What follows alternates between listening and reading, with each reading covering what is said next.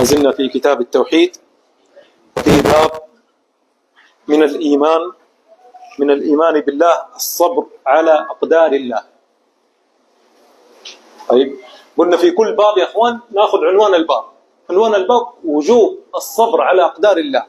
الصبر على أقدار الله حكمه واجب. بسم الله الرحمن الرحيم. الحمد لله رب العالمين والصلاة والسلام على أشرف الأنبياء والمرسلين نبينا محمد وعلى آله وصحبه أجمعين. Sabi ni Sheikh, ang tatalakayin natin ngayon sa kabanata patungkol sa minal iman billah, yung pagtitiwala wal iman billahi sa Allah subhanahu wa ta'ala patungkol sa sabat. Patungkol sa sabat, pagtitimpi. Pagtitimpi sa mga pagtakda o kaya tadhana ng Allah subhanahu wa ta'ala. Ito ay wujub sabar, ibig sabihin bawat kabanata ay may unwan, may title o may pamagat. Ito ang ibig sabihin wujub as-sabar ala aqdarillah, obligatory o obligado ang pagsasabar sa mga tadhana ng Allah subhanahu wa ta'ala.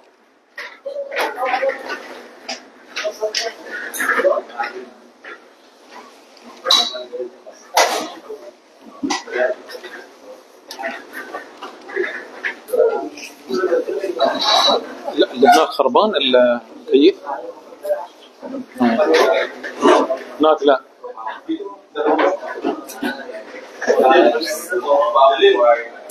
مليان. الحمد لله. سلام.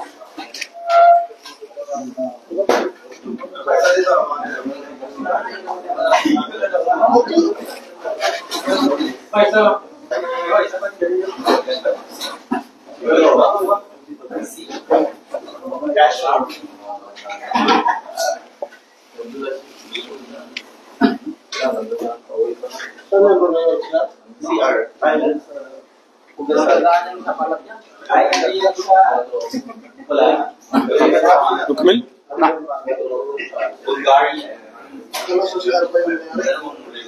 Simula tayo, sabi ni Sheikh. طيب والإمام أحمد يقول من فاته الصبر فاته الإيمان. طيب وناخذ قوله.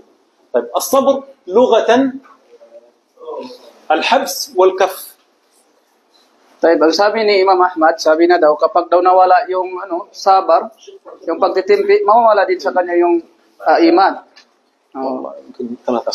So, sinabi na ito, sabar lugatan, kukunin natin ang ibig sabihin ng sabar o pagtitimpi sa luga.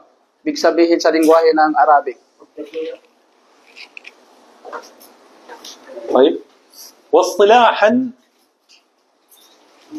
حبس النفس عن الجزع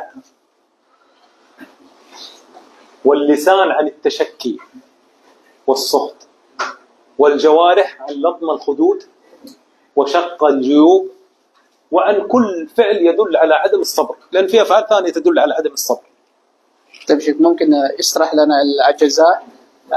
الجزع يكون في قلبي عدم الرضا بهذا الأمر. وأما التشكي؟ التشكي باللسان، يقول مثلا لماذا يا رب؟ أنا ما الذي فعلته حتى تفعل كذا؟ طيب والسخط؟ وهو كذلك السخط، تشكي والسخط. الجوارح عن لطم الخدود، معروف اللطم والشق. شق الجيوب، الجيب هو حول العنق، هذا يسمى جيب فقطعه. طيب ang sabi ni Sheikh, una-una sa luga, ibig sabihin na pagtitimbi o sabat, al-habs wal-kuf. Ito yung ibig sabihin na parang al-habs yung pagkulong, di ba, Sheikh? Pagkulong o pagkontrol. Tapos, sabi na istilahan, ito yung importante. Ibig sabihin sa istilahan, habsun nafs, ito yung pagkontrol natin o pagkulong natin ng damdamin. Anil jaza. Ano yung tawag nila? Dalamhati. Walisan, anis tashakki. Yung sabi niya, bakit ganito nag-happen sa akin? Bakit ganyan? Parang nagreklamo, okay? Wasukot, parehas din. Waljawareh, latmi al-khudud. Ibig sabihin yung dito, yung latam al-khudud, yung pinupunit niya, yung mga damit niya, kung may mga yung may mga ano sa kanya, dumating sa kanya, parang inaano na yung mga damit niya. Ha? So, tapos, yun na. Wa an kulli fi'lin yadullu ala adami sabar. Ibig sabihin yung lahat na binanggit na ito ay nangangahulugan na siya ay walang pagtitimpi sa kanyang sarili.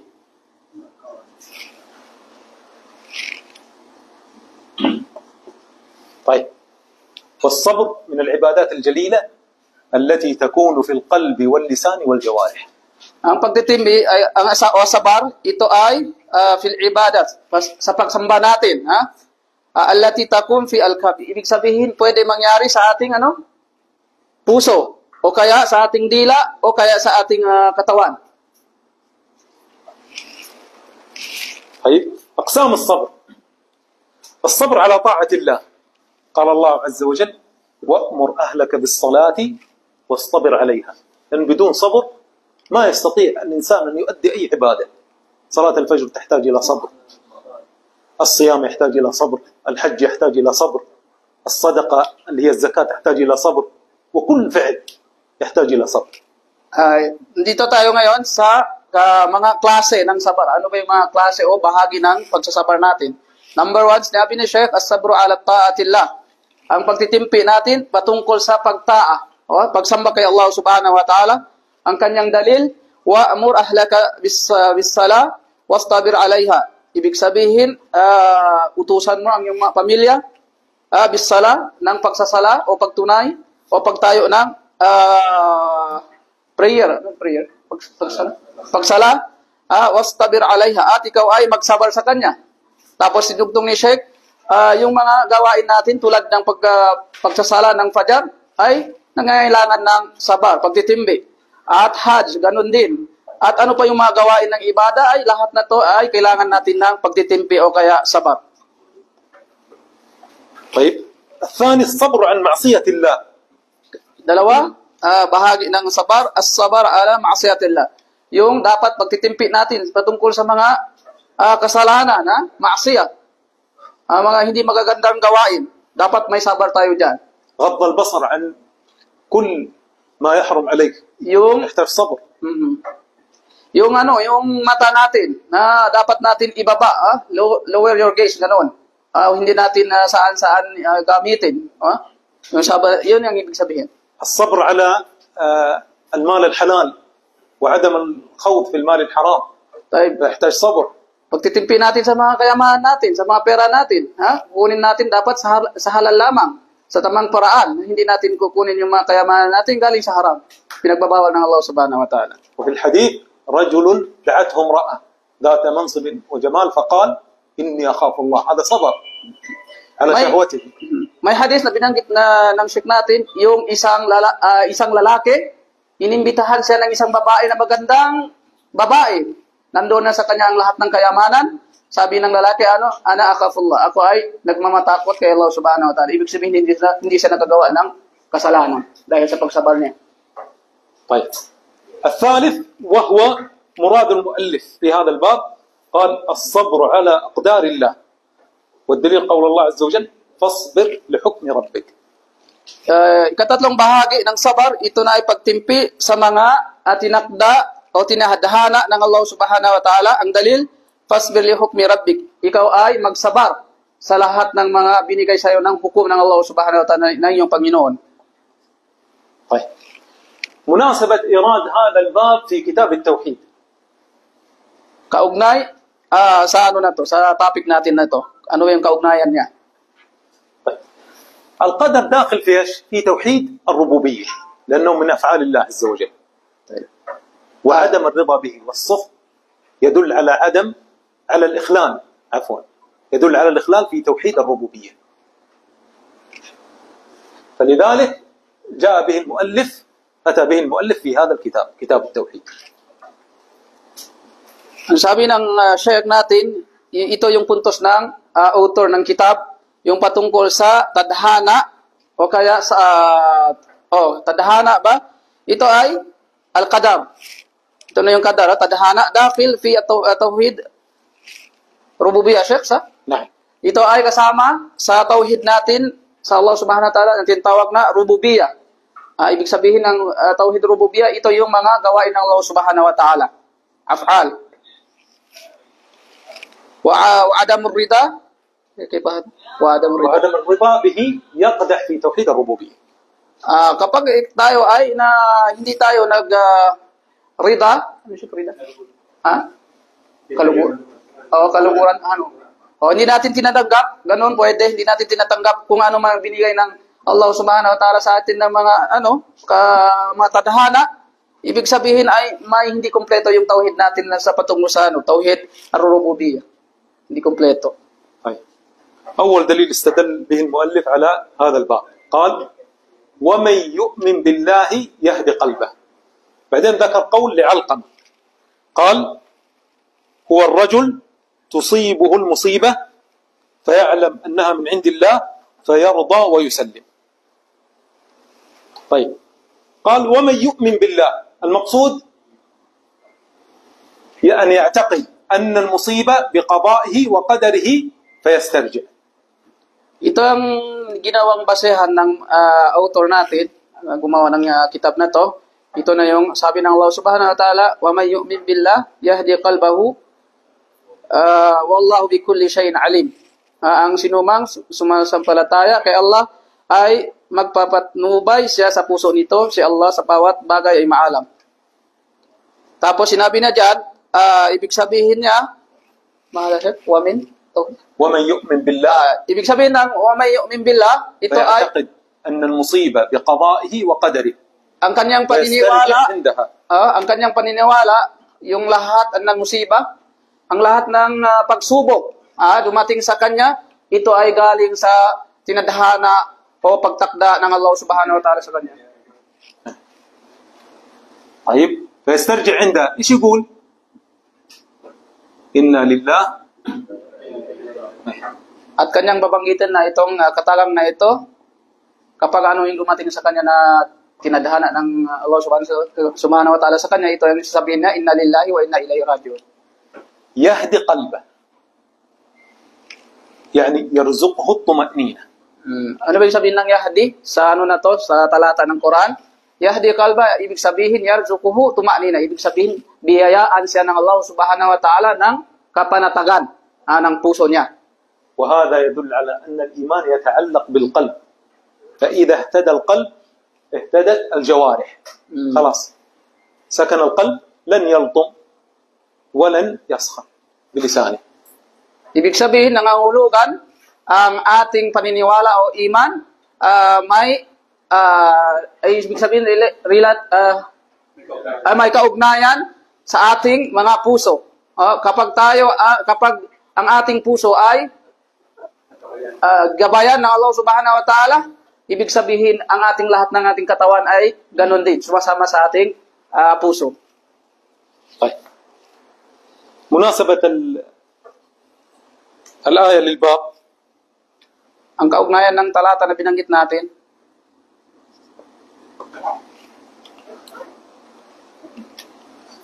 فضل الصبر على أقدار الله.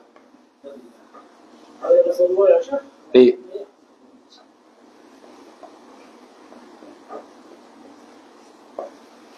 Fadal, ibig sabihin ay kahalagahan ng pagtimpi diyan sa mga tinadhana o tinakda ng Allah Subhanahu wa Ta'ala. طيب الدليل الثاني حديث في صحيح مسلم عن أبي هريرة رضي الله عنه قال قال رسول الله صلى الله عليه وسلم اثنتان في الناس هما بهم كفر. أي خصلتان في الناس هما بهم كفر: الطعن في النسب الأولى، والثانية النياحة على الميت.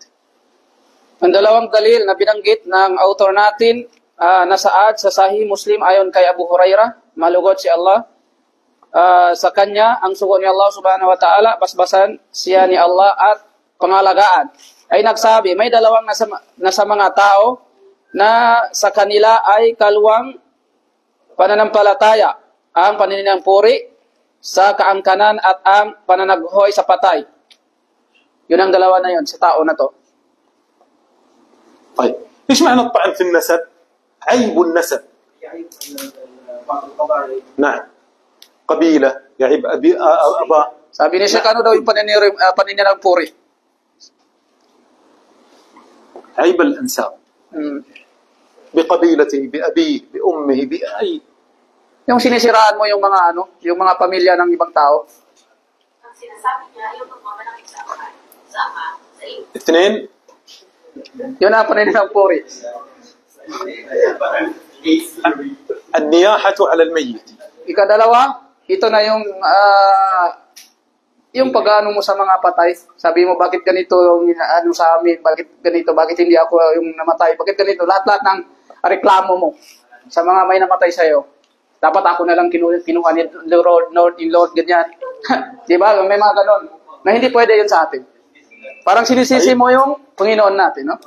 Okay. سميت نياحة من نوع ايش؟ من نوع الطير. لأن النائحة تصدر صوت مثل صوت الطير على الميت.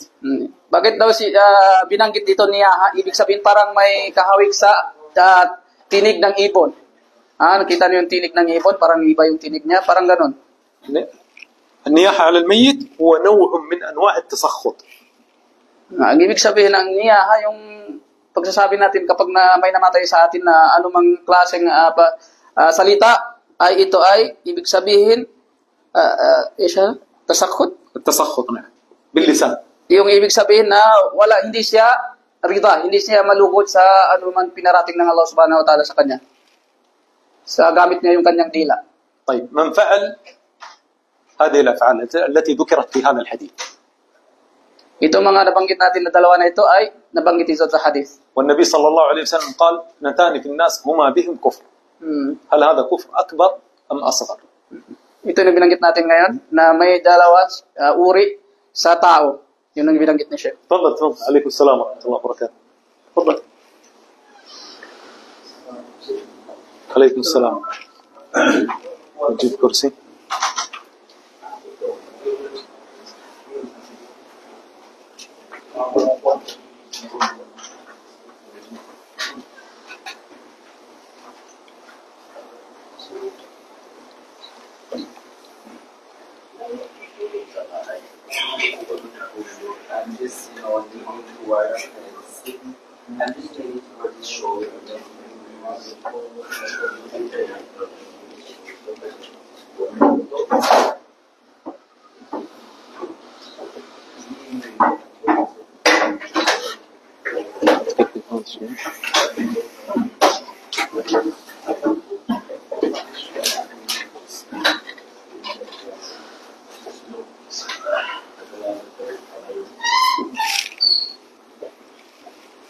Ito na binanggit ni Sheikh na sabi niya, mayroon daw dalawang katangian diyan sa tao, humabihim kufrun, ang isa doon yung pagtambal sa Allah Subhanahu wa Ta'ala. Ibig sabihin ano ba yung pagtambal doon?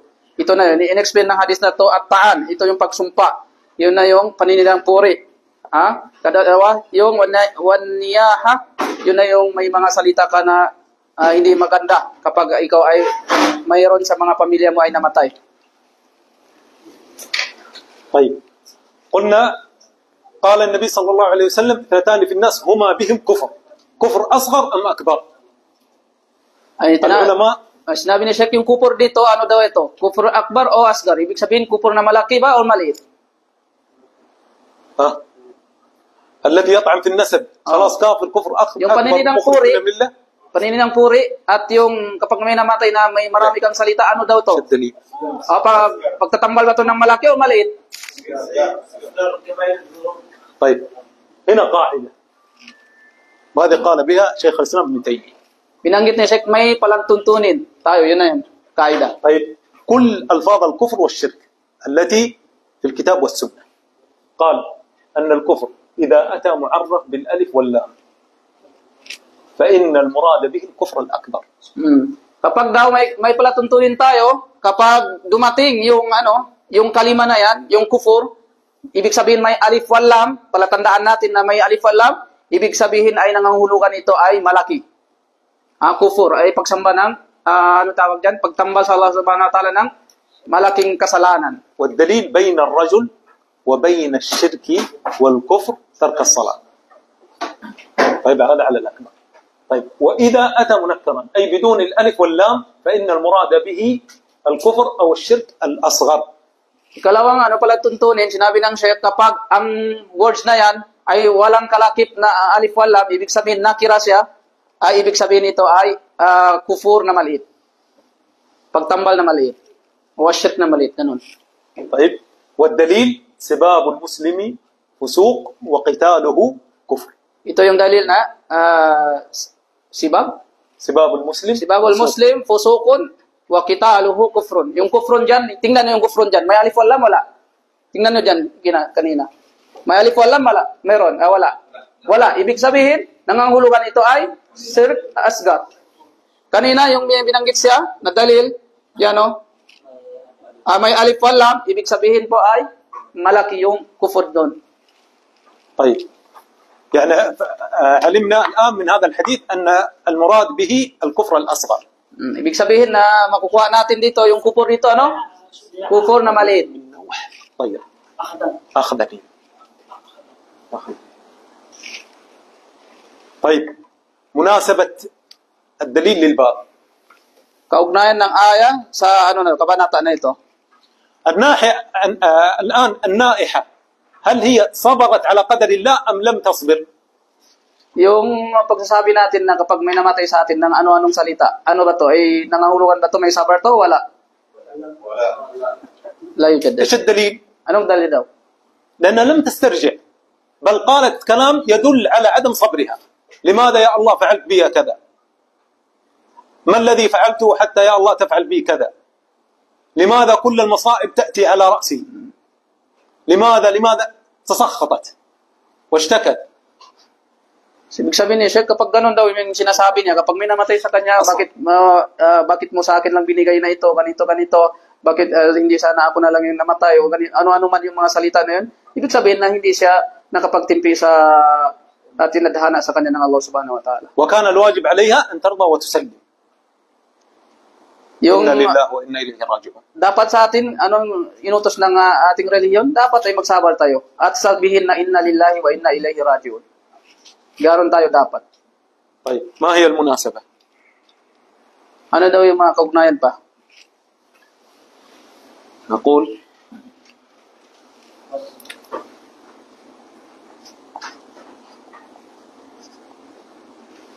أن النياحة محرمة. نقول أن النائحة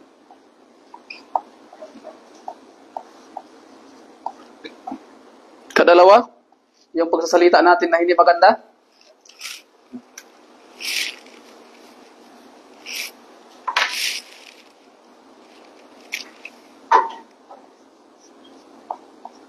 Ito patungkol sa tadhana na may namatay sa atin na. Yung explanation. تحريم النياحة.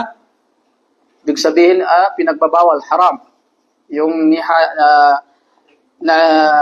niyaha.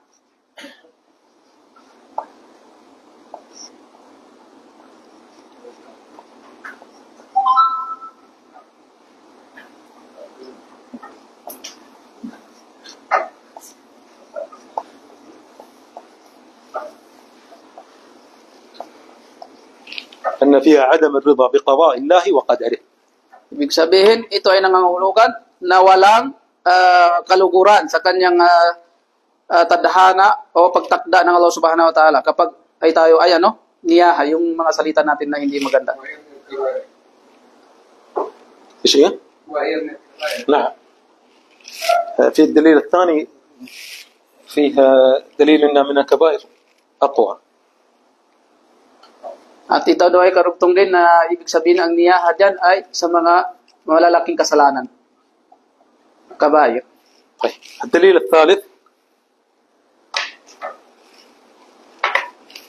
دليل ابن مسعود ليس منا. خلاص اخوان. Yung dalil ng author natin o tagasulat ng kitab na ito na yung kay Ibn Mas'ud. ليس منا من ودعا بدعوى الجاهلية. طيب ليس منا تدل على أن الفعل من الكبائر. أي فعل، أي حديث ترد فيه هذه اللفظة ليس منا، فيدل على أن هذا الفعل من الكبائر. Dahil ito yung dalil na galing kay Ibn Mas'ud, hindi kabilang sa atin ang sinumang pumapalo sa mga pisngi o pumupunit ng mga damit at nanawagan ng panawagan ng panahon ng kamangmangan. Hindi pa naano ni Sheikh. Ibig sabihin, ito na yung hadith na ikatatlo. من ضرب الخدود وشق الجيوب ودعا بدعوى الجاهلية.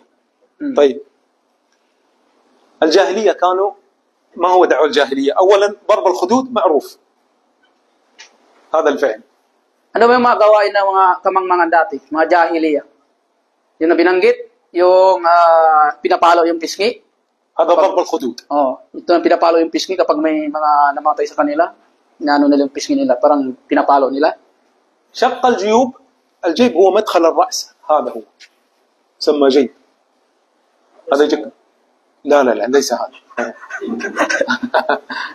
هذا هو الجيب المقصود. شق الجيوب زي كذا. Parang yung pinupunit yung damit, parang ganyan. Yung style ganyan, pinupunit yung damit nila. Karamihan sa mga babae, di ba? Mga ganyan. Kapag may naman شق الجيوب. دعا بدعوى الجاهلية.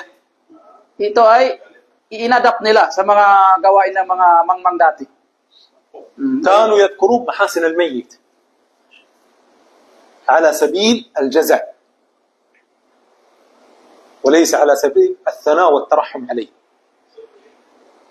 يقولون واجب له، yung mga gawain na yun, yung gawain na doon, parang ikakabuti daw sa mga taong patay. Parang gano'n yung mga etikat paniniwala nila. يعني خلاص انتهى، أنا في حكم الضياع. طيب لكن ذكر محاسن الميت على سبيل الترحم عليه لا بأس به. Kapag sabihin na yung tarahum, ibig sabihin nagrespeto ka sa mga taong patay, walang problema doon. Kapag gano'n yung gawain mo. طيب ذكر في هذا الحديث ثلاثة أمور. Nabanggit daw sa hadith ito, tatlong klase. ضرب الخدود وشق الجيوب ودعا بدعوى الجاهلية. Yung pagpalo sa pisngi at yung kadalawa, yung papulit ng damit at inadapt natin yung gawain ng mga mangmang. Katatlo. طيب لو حدثت لرجل مصيبة وكان في يده الجوال قام ضرب الجوال. Kapag daw dumating sa isang tao, kung ano yung mga pagsubok sa kanya, kunin na yung cellphone niya at kanyang itatapon ito. Ay iba dyan. احنا اخذنا في التعريف ايبول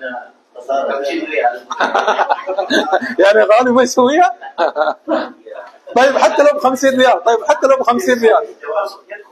طيب كل فعل يدل على الجزع وعدم الرضا.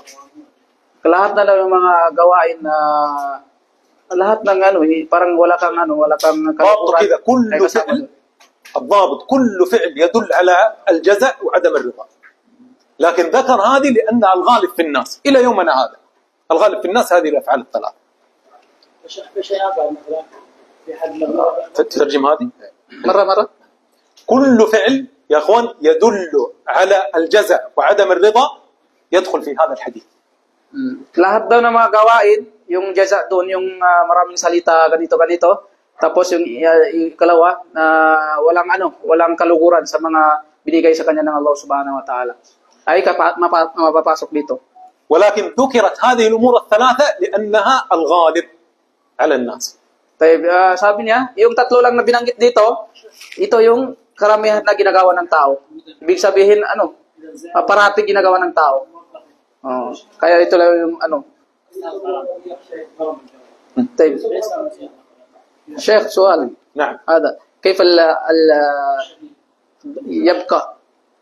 يبقى الرجل يعني يبقى؟ نعم يبكي. لا البكاء ليس فيه شيء. مع القول خلاص انت قلت مع القول في الجزع. نعم. النبي صلى الله عليه وسلم بكى على ابنه وبكى على ابن نعم وابن ابنته كذلك بكى عليه. Sabi ni Sheikh, yung tanong ni brother, nakasama ba yung pag-iyak natin? Sabi niya hindi. Wag lang kalakip niya yung may salita siya na masasama o ano pa man yung mga action niya, yun ay pwede siya pumasok dito. Pero kapag sabi na mag-iyak lang, yung propeta Muhammad SAW, yung namatay ang kanyang anak si Ibrahim, siya ay nag-iyak. Pero wala siyang sinabi na ganito, bakit ako hindi na, ganyan, wala. Ibig sabihin, ang pag-iiyak natin na walang kalakip na salita na masasama, yun po ay pwede po. Walang problema doon. Ayun. Ha? Kahit maiyak ng malakas, wag lang yung, sabi niya, may mga ginagawa siya na hindi maganda. Salita na hindi maganda. Kapag mag-iyak ka lang, normal po yan. Normal po kapag mag-iyak tayo. Lahat tayo ay umiiyak kapag may namatay sa atin. طيب. فقلنا احنا حطينا له ضابط. ايش هو؟ قلنا أن يظهر سخطه وعدم رضاه بهذا الفعل. يعني أنا الله عز وجل ابتلاني بهذا الفعل وأنا ما استحق هذا الفعل. فكأنه ينسب عدم الحكمة والظلم إلى الله عز وجل.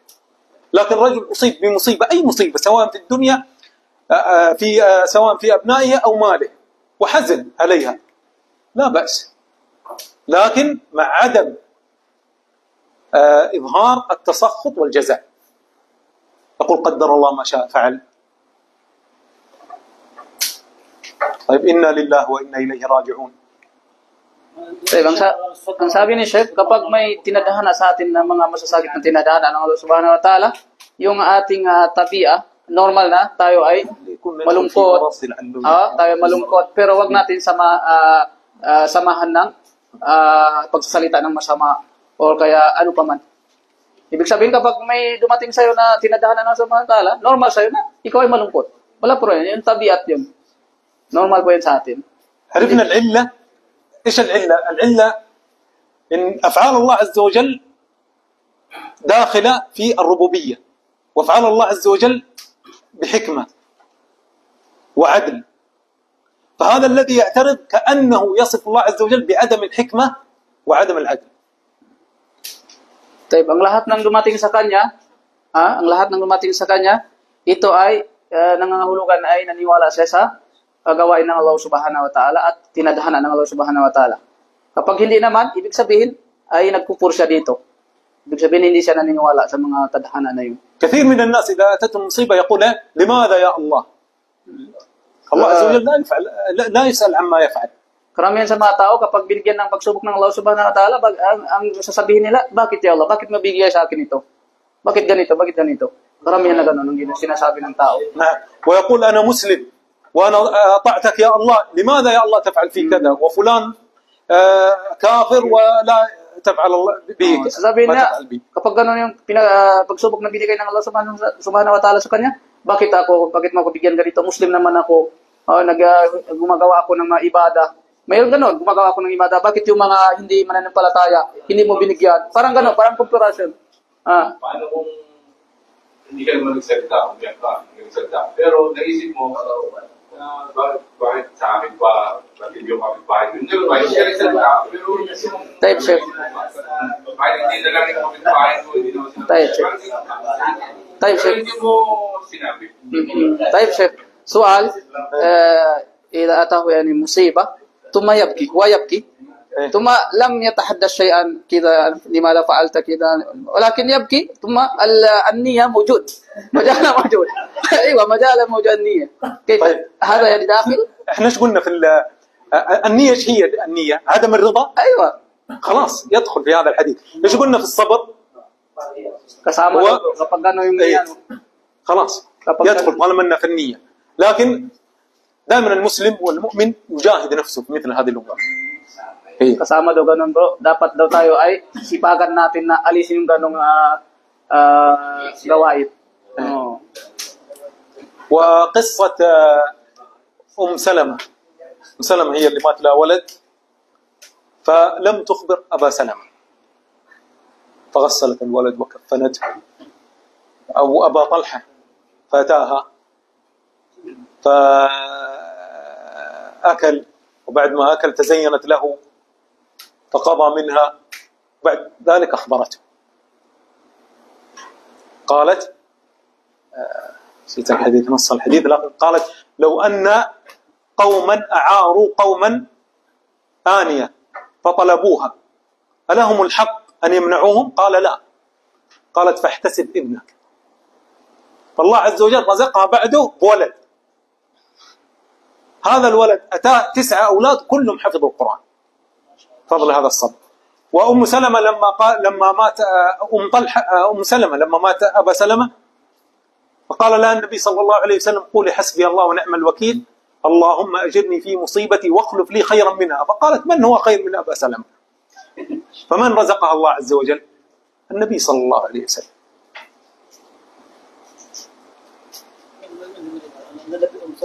أم سلمة نعم. أم سلمة كان متزوجة رجل فمات عنها. طيب، فقالت حسبي الله ونعم الوكيل اللهم أجرني في مصيبتي واخلف لي خيرا منها. فقالت في نفسها ومن خير من أبا سلمة؟ فرزقها الله عز وجل النبي صلى الله عليه وسلم. So yung buod na lang hinan natin, mahaba na yun. Kasi sabi niya, yung si Ummu Salama daw, isang sahabiya, namatay yung kanyang asawa, si Aba Salama. So, yung anak niya. Tapos siya nang patuloy na siya. Babay. At yung pinakabuod, yung kwento ni Ummu Salama. Ito mas nakahagal lang تزوجها النبي صلى الله عليه وسلم ما تزوجها. Sinugasan niya ito, nilibing niya ito. Hindi niya sinabi sa kanyang asawa, si Abu Salama. Nang dumating ngayon sa Abu Salama, si Salama nagpaganda hanggang sa nagtalik pa sila. Pagkatapos na magtalik, sa niya dinalita sa kanyang asawa, ang nagtanong ko na siya, sabi niya sa asawa niya, kung mayroong tao nang hirap ng isang bagay, obligado bang kanya itong ibalik doon sa pinilaman niya? Siyempre sagot ni Abu Salama, natural, siyempre hindi lang ngayon, kinakailangan niya ibalik. Kasi na niya, maghanap ka ng kantipala kay Ama, kasi ang iyong anak ay kinuha na ng kunay na may-ari. Masya Allah. At doon, sa pagtatalik nila, napunti si Salama at nagkaroon ng anak. At ang anak nito nagkaroon pa ng siyam na mga anak na lahat ay mga nakamemorize ng Quran. Tapos, yung namatay yung si Aba Salama naman. Tapos minalit sa kanya yung Rasul. Yung sa last na dalil na sinabi ni Sheikh, yung namatay yung kanyang asawa, di ba? Tapos hasbi Allah wa ni'mal wakil yung sinabi ni Ummu Salama. Tapos kung sa atin, mayroong papasabi niya na dumating o mas mainam kaysa sa Abu Salama. Sabi niya, tapos yun na yung binayaan siya na naging asawa niya si Propeta Muhammad sallallahu alaihi wasallam. Yun na yung ibig sabihin na binigay ng Allah subhanahu wa ta'ala sa kanya sa pagtitimpi niya. طيب مناسبة الحديث kaugnayan ng hadith daw.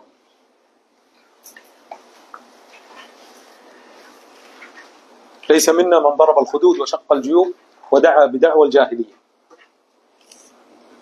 أن عدم الرضا بقضاء الله وقدره من كبائر الذنوب. Ito yung sinabi ng hadith na hindi kabilang sa atin ang sinumang pumapalo sa mga pisngi at pumutunit ng madamit at panawagan ng panahon ng kamangmangan. Yun ang mga jahiliya. طب الدليل اللي بعده قال إن عظم الجزاء مع عظم البلاء وإن الله إذا أحب قوما ابتلاهم فمن رضي فله الرضا ومن سخط فله السخط. Mayroon ba dito? Yung kalawang hadith na binanggit ng author natin.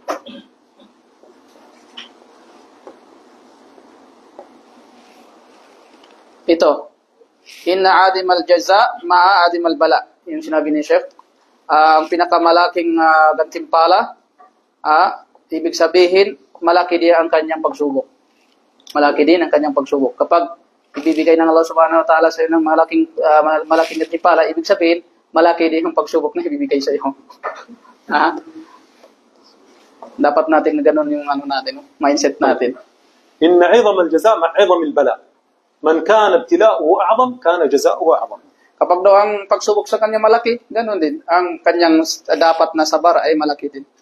Kanyang gantimpala ay malaki. فمن رضي أي بقضاء الله وقدره فله الرضا جزاء وفاقا. Sino daw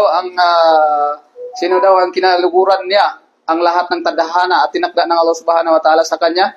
Falahur rida. Ibig sabihin, matatamasa niya ang kaluguran ng Allah Subhanahu wa Ta'ala. ومن سخط جزاء وفاقا. Jazaan, ibig sabihin, o wifaqa. Ang kanyang matatamasa. ومن سخط لم يرضى فله السخط أي عقوبة من الله عز وجل. Kapag binigyan siya ng pagsubok ng Allah Subhanahu wa Ta'ala, marami pa siyang salita ganyan, ibig sabihin hindi niya kinaluguran yung binigay ng Allah Subhanahu wa Ta'ala sa kanya. Ang kanyang matatamasa yung galit ng Allah Subhanahu wa Ta'ala. في هذا الحديث يا إخوان بيان لحكمة الله عز وجل من ابتلاء المؤمن. عندما يعلم المؤمن أن الله عز وجل ابتلاه لأنه يحبه فيرضى ويسلم. Ang ang hadis na to, بعض النسخ قبل وبعض غير. أنا اللي عندي قبل ما يمشي. طيب مرة في هذا الحديث بيان لحكمة ابتلاء العبد. Sa hadis na to ay ibig sabihin pinaliwanag ng hadis na to ang kahalagahan bayan wisdom ng hikmah. الحكمة نعم من الله عز وجل أن كلما عظم بلاء العبد ازداد جزاؤه. لما يعلم kapag malaki daw yung pagsubok na ibibigay ng Allah Subhanahu wa Ta'ala sa kanya, ibig sabihin malaki din yung gantimpala na ibibigay sa kanya. طيب فإذا علم العبد أن الله عز وجل يضاعف له الأجور إذا صبر على بلاه فهذا من الأحاديث التي تعينه على هذا الصبر. Kapag alam ng isang alipin ng Allah Subhanahu wa Ta'ala na binigyan siya ng malaking pagsubok, ganun din na masasabi niya sa kanyang sarili na malaki din yung kanyang gantimpala na magagampan o ibibigay. طيب إيش المناسبة؟ مناسبة الحديث للباب. Ano pa daw yung mga kaugnay ng hadis na to? طيب ناخذ الحديث الذي يليه لأنه تقريبا المناسبة واحدة. قال صلى الله عليه وسلم إذا أراد الله بعبده الخير عجل له العقوبة في الدنيا وإذا أراد بعبده الشر أمسك عنه بذنبه حتى يوافى به يوم القيامة. طيب yung binanggit ng Sheikh natin na hadis, ang kanyang kahulugan, kapag nagnais si Allah Subhanahu wa Ta'ala sa lingkod niya o sa alipin niya ng kabutihan, magmadali siya para rito ng kaparusahan sa mundo. Kapag nagnais siya sa lingkod niya ng kasamaan, magpipigil siya para rito ng parusa sa pagkakasala nito hanggang sa magdala siya dito sa araw na paghuhukom. طيب في هذا الحديث النبي صلى الله عليه وسلم يخبر بعلامة من علامات محبة الله عز وجل للعبد وإرادة الخير به. طيب ang sabi ni Sheikh sa hadis na dito ay ibig sabihin ang Allah Subhanahu wa Ta'ala ay kapag ganoon minamahal niya ang kanyang alipin. معالجته بالعقوبة على ذنوبه في الدنيا. يعاقب على ذنوبه فعل وفعل وفعل فيأتي بلاء فيصبح يمشي بين الناس وليس عليه خطيئة. Kapag ganun daw, kapag gumawa ng kasalanan tapos natamasa na dito yung parusa, ibig sabihin yung parusa na yan, yun na yung parang wala na siyang kasalanan kasi binigyan na sa kanya. Gets niyo? Maliwanag. Yung may ginawa ka ng kasalanan dito tapos nakukuha mo na yung sa'yo, parusa, ibig sabihin yun na yung naging ma-erase na yung kasalanan mo kasi binigay na sa'yo dito sa dunya. طيب فيصبح العبد يمشي وليس عليه خطيئة. Magiging yung isang alipin na lumalakad siya na wala na siyang kasalanan kasi nakukuha na dito sa mundo. وإذا لم يحبه أمسك عنه جعل هذا العبد في خير لا يصيبه شر فإذا جاء يوم القيامة عذبه. Kapag hindi naman natamasa yung parusa dito sa mundo, gawa na lang siya ng kasalanan, gawa ganyan, Tapos hindi siya binigyan ng parusa pa dito sa mundo, ibig sabihin ang kanyang parusa sa kabilang buhay. ومعنى أمسك عنه أخر العقوبة إلى يوم القيامة. Ibig sabihin ng amsaka doon, yun na ay ililate ng Allah subhanahu wa ta'ala yung parusa sa kanya. Yun na yung sa kabilang buhay. فلما المبتلى يسمع هذا الحديث يحمد الله عز وجل على هذا البلاء. يقول لعل عقوبتي عجلت لي. Kapag daw binigyan niya ng pagsubok at naalala nitong hadis na ito, kapag hindi niya natamasa dito sa kanya, ibig sabihin na may pag-asa pa siya. Ibig sabihin na hindi orada-orada na dumating sa kanya yung parusa na yun, ibig sabihin sa kabilang buhay pa. لذلك النبي صلى الله عليه وسلم يقول من يرد الله به خيرا يصب منه يبتليه بماله بولده بنفسه. Kapag daw ang Allah subhanahu wa ta'ala ninais niya sa kanyang alipin, bigyan ng pagsubok, bigyan ng pagsubok sa kanyang ibtala يبتلى في ماله ونفسه وولده. Bigyan ng pagsubok, sino magbigay ng Allah subhanahu wa ta'ala sa kanyang sarili, sa kanyang anak o kanyang kayamanan. طيب مناسبة الحديثان لهذا الباب. Ano yung kaugnayan ng hadis na yun? إيه؟ كلهم الكل. فيه بيان فضل الصبر على القضاء والقدر. Ibig sabihin kaugnayan ay kahalagahan. Napaliwanag o kaugnayan nito, kahalagahan ng pagtimpi sa tinakda at tadhana. Parehas lang, kadar. Yung ang hadis na tumagawa natin dito ay kahalagahan ng pagtimpi sa tadhana at tinakda ng Allah subhanahu wa ta'ala. طيب وفي حديث يقول النبي صلى الله عليه وسلم لا تسبوا الحمى. May hadis daw na tasubul humma. هو الذي نفسي بيده. Sumpa ko sa إنها لتنفي الذنوب كما ينفي الكير خبث الحديد. Huwag ninyong alimustahin ang lagnat. Sapagkat ang lagnat ito ay nagtatanggal ng pasalan kagaya sa kamatampil. كما ينفي الكير خبث الحديد. الكير اللي هو لما يسخنون الحديد ويشيلون عنه الصدى ويشيلون عنه لا الكير اللي هو النار ملتهبة. يعني ينظف الحديد. نعم. parang نافخ الكير.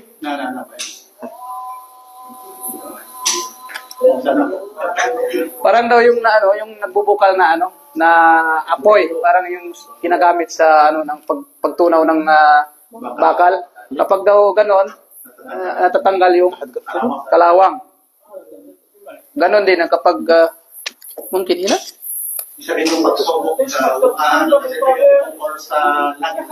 Huwag nyo ulit po siya ng lagnat sapagkat ang lagnat ito ay kabilang sa paglilinis ng kasalanan, kagaya sa paglilinis ng apoy. Diyan sa ano nga yung kuha ng panang bakal? Karawang ng bakal. Kagaya sa paglilinis ng apoy sa karawang ng bakal. ibig sabihin, yung lagnat natin na hindi natin alam, yun pala ay magiging paraan na kinukuran yung kasalanan natin kapag tayo nagtimpi.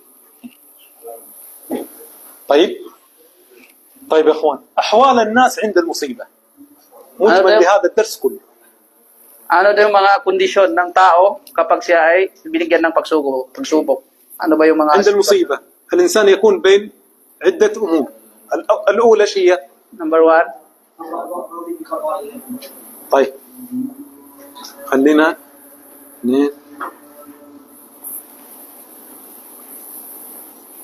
الرضا.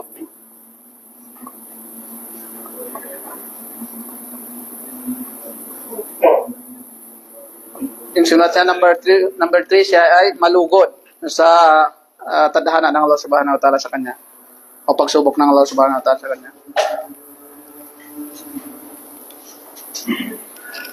طيب الأولى ايش هي؟ Ano daw yung number 1? التسخط نقول.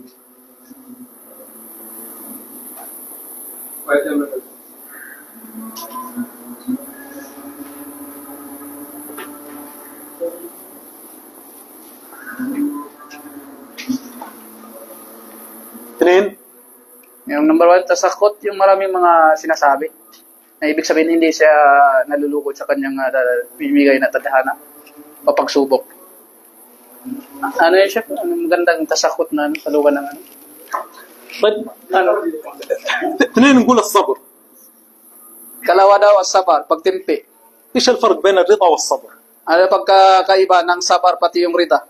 Sino nakakalam? As sabar, yung pagtitimpi at kaluguran, anong pagkakaiba nila sa dalawa na to?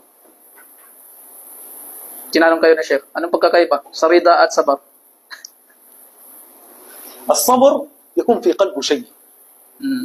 Ang sabar daw ito ay mangyari sa ating puso. حزين ان هذه راحت عليه.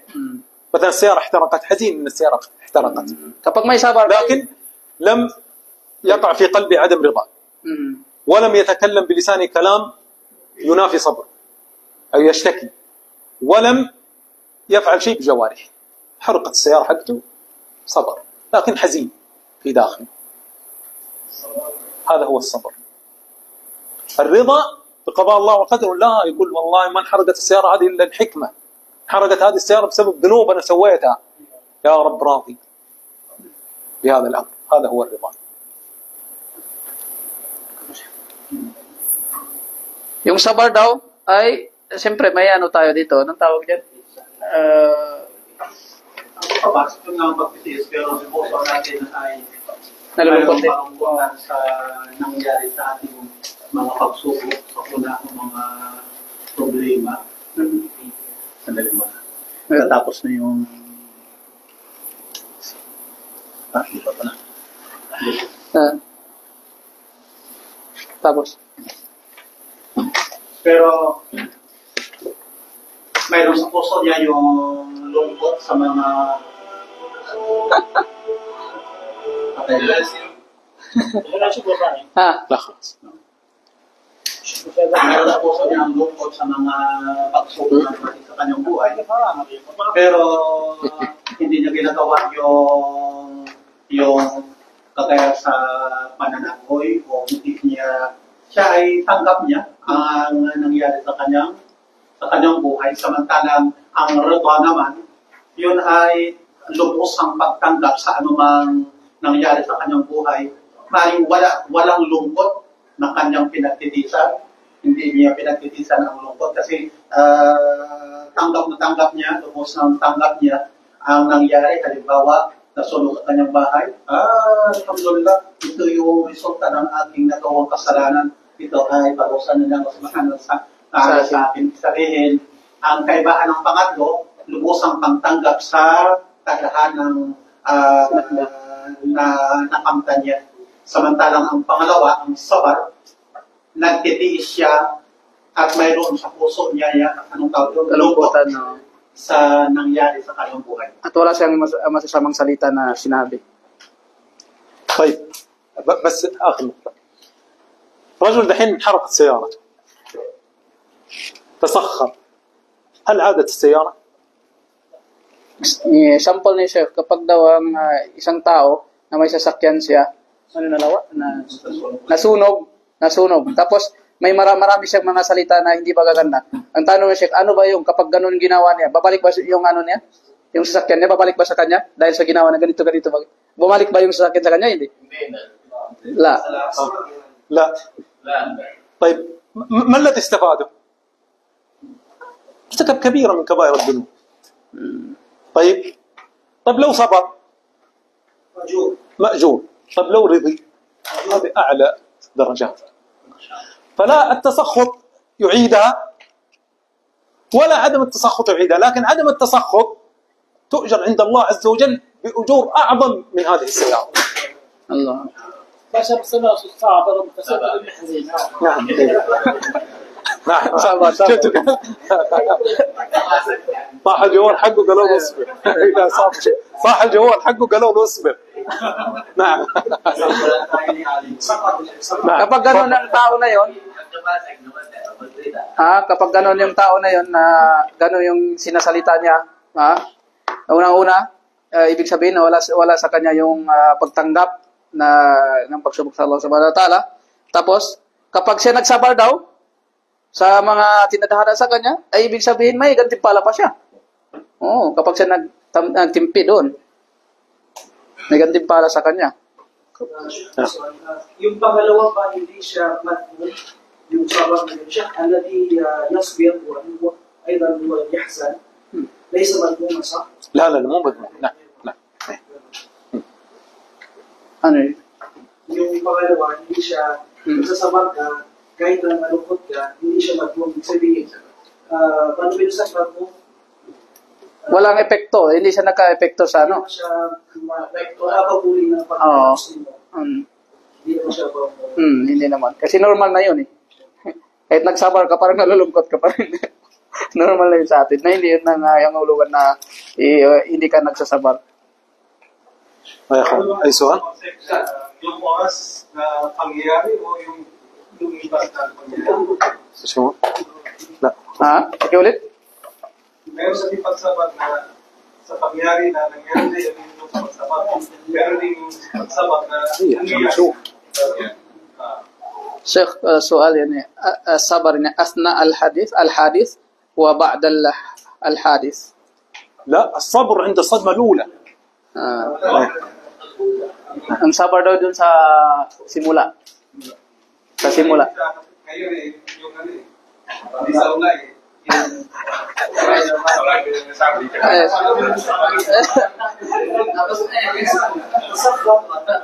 Ustad, yung una, kapag siya ay maraming sinabi salita, tapos pagkaraan, nagsabar na siya. ano ang nagsasabaran? Nilatasakapan. Ay, alam mo na?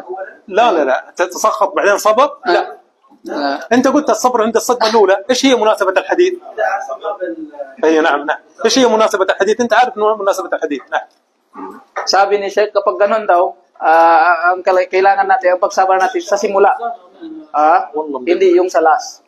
Kapag sabi na sa simula, marami kang reklamo, marami kang salita, tapos sa last ending, sabi mo magsabar na ako. Ibig sabihin, hindi yun kasama doon sa pagsasabar. Hindi kasama yun.